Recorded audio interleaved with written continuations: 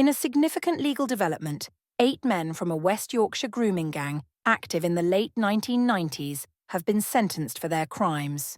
The sentencing took place at Bradford Crown Court following a trial in late 2024, where 3 of the men, Ibrar Hussain, 47, Imtiaz Ahmed, 62, and Fayaz Ahmed, 45, all from Keighley, were found guilty of raping a young girl aged 13 to 14 at the time of the offences.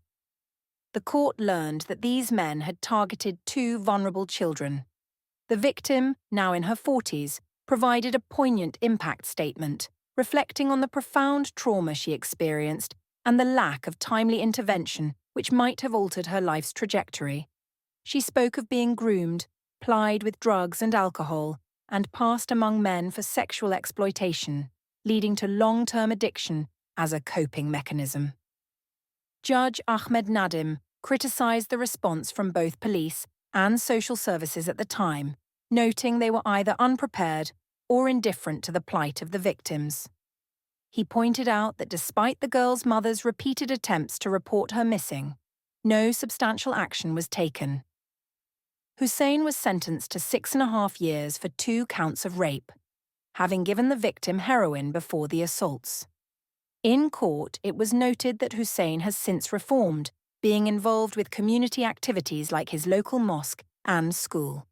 However, Judge Nadim emphasised the gravity of his past actions, which came back to haunt him and his loved ones.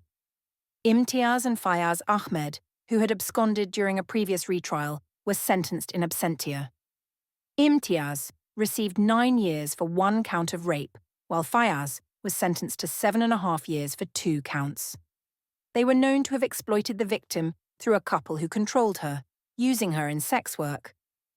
The judge described Imtiaz's facade of community respectability as a mere pretense.